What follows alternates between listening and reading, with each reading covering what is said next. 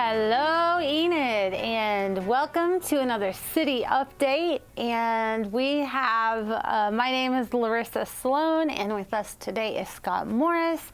And today is National Tooth Fairy Day. So as our prop or our eye for the week, we have decided to use Tyler's tooth fairy pillow that he got when he was in kindergarten in the Stillwater area. And so not only does Tyler contribute his Nerf guns, his Legos, he also contributes his little like tooth fairy thing. I did not know that there was a tooth fairy day or month or whichever it is. So I didn't either. That is incredible. And my kids are grown and I haven't thought about the tooth fairy in a while. I think when I was growing up, the tooth fairy maybe was, good for a quarter. And I think when my kids were growing up, I think the tooth fairy, maybe was giving out a $1 bill. I don't know what the tooth fairy is up to these days. I don't know if there's been inflation or if the tooth fairy just kind of finds whatever's around. I'm not sure what the tooth fairy does. So interesting. I don't know either, but I just think it's whatever's lying around.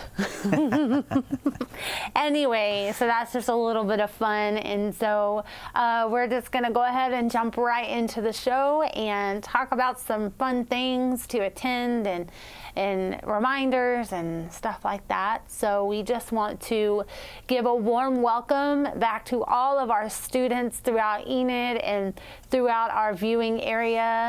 Tyler, our communications kid, which is my son, he actually started the 6th grade, and so this is a whole new year for he and I both, and so he has a whole new weight on him. We definitely need to talk because my oldest 6th grade year was probably his worst year because so many changes, so many different classes and teachers, and some boys aren't great at organizing all of their homework into each folder and turning all their work in on time because now there's more than one teacher to turn all of your work into. So that was a challenge for my oldest for sure. Well, then whatever systems that you have created, I probably need those because I am doing the best that I can in the changes that we have faced and are about to face. And he told me, since Friday was his first day experiencing it all, that it was pretty lame.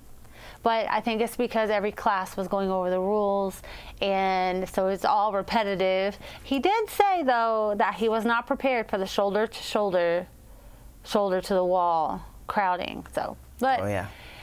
He's really smart, and I think that he will be great at what he is.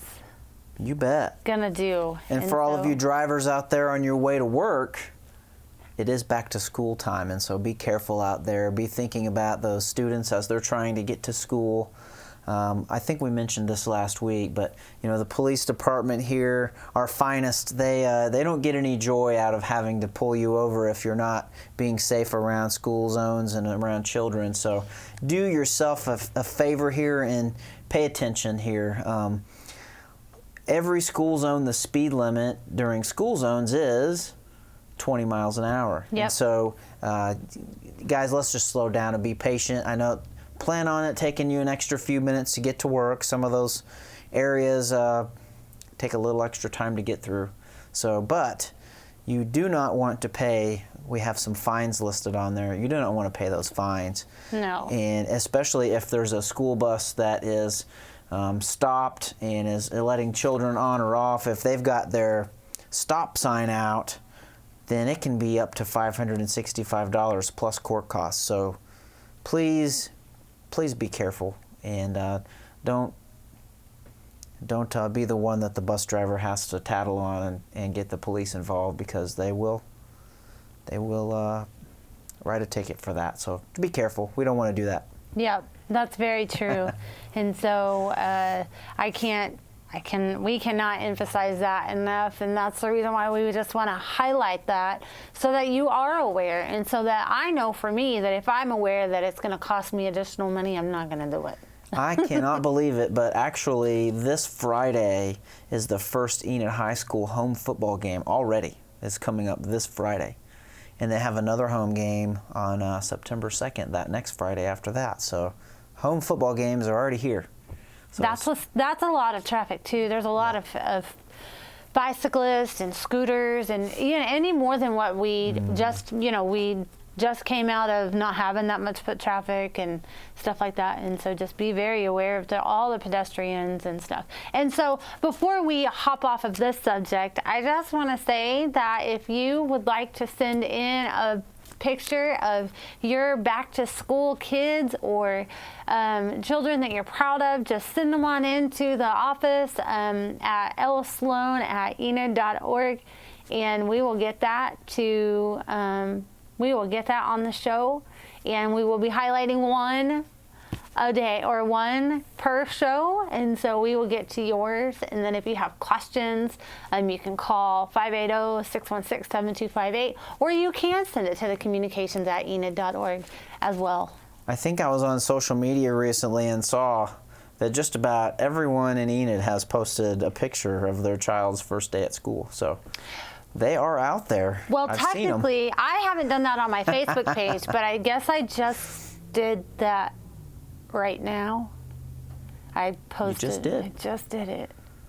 Well, we talked about school bus safety, but I don't know if it's that time in the show to talk about road closures and road safety, but we also need to be careful around construction workers, and we need to be careful around the construction sites and the progress that's being made. That's true. In the city. Well, we're not quite there yet. I jumped ahead. But that's okay. I will let you emphasize that, because we can't talk about that enough. The safety of anybody out there. That's right. We have. I guess we'll talk about road stuff later. In a minute. I'll let you get to your next topic. In a minute. I'm getting jumpy. That's okay.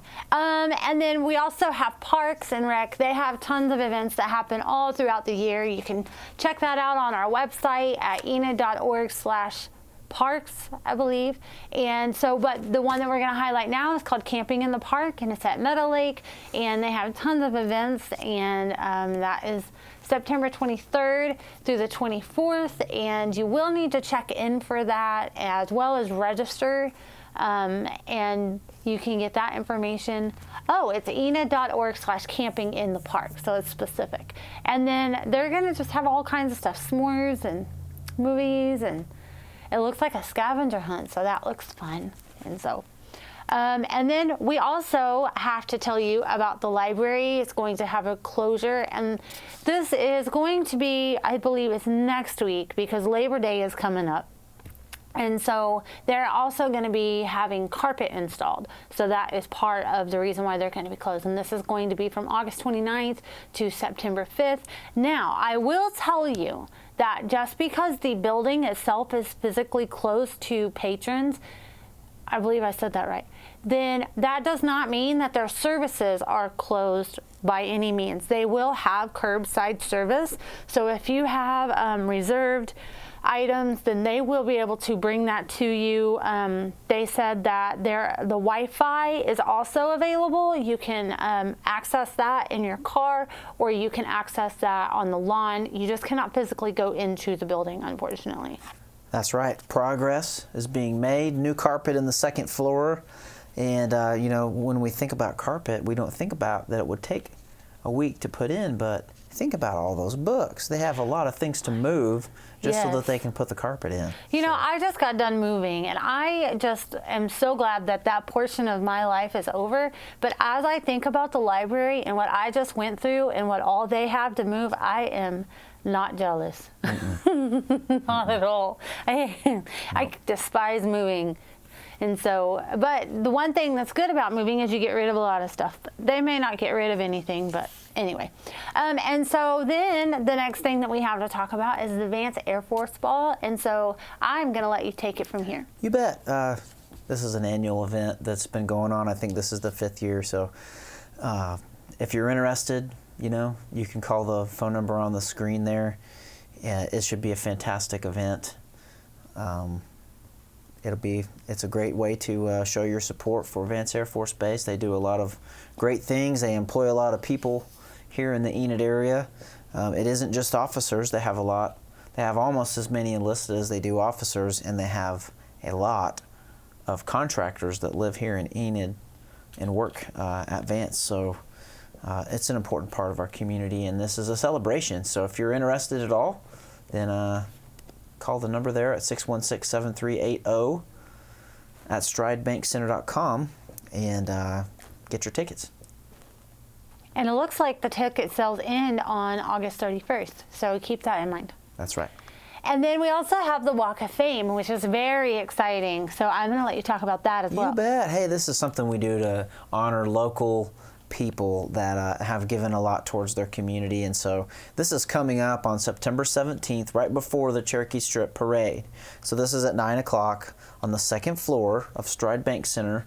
And we'll recognize a few people. We'll recognize Joan Allen. You know, she's of course passed away. She's done a lot of fantastic things in the community, and so has Elaine Johns. She continues to work really hard out at Woodring and with the museum that's out there. With Memorial Day and Veterans Day, she's always got a ton of activities that honor veterans and honor Oklahomans, and what a fantastic way to show support for people who contribute in our community. So if you're interested, please join us. Well, now we're going to move into our road closures. That's fantastic. This is one of my favorite topics. I think our first one up is Birch Street, and Birch Street needs to be redone pretty bad. So this is between 16th Street and 17th Street. We're going to end up taking it over past 20th Street towards 23rd for the whole project, but this first road closure is between 16th and 17th, and Birch has been one of those streets that's needed to be redone, and I'm really excited that we have are starting work on it. So if you live in that area, just know that you'll have to excuse the mess for a little while, but it'll be well worth it. So that's coming up. This is a good one. Actually, disregard this slide because, well, what's today's date? Today's the 22nd, so that's tomorrow. Today is the 22nd. Yeah. I am so sorry that I do not have my dates written down. Thank you for advising me of that. So this is actually a very accurate planned water outage, so be aware of that. So, okay, so I'm going to tell you about it. There is a planned water outage for the following area, and so that's going to be West Elm Avenue from North Madison Street to North Independence Street, and then from North Independence Street to West Maple Avenue to West Elm, and those services are expected. It's for a water line repair, obviously. So there's that, and then there is going to be a portion of Redbird Lane that's closed for asphalt repairs. From this, please be advised that you will have to find alternative parking. This is Monday through Wednesday from 7 a.m. to 4 p.m. and then all day and all night Thursday. That starts at 7 a.m. on Thursday. That will continue all the way through to Friday until 2 p.m. and that is expected to be completed by Friday, August 26th. They're working on that right now. Right now. Today. Yeah. And then the road closure that was on August 3rd, there is on East Maple Avenue from North 11th Street.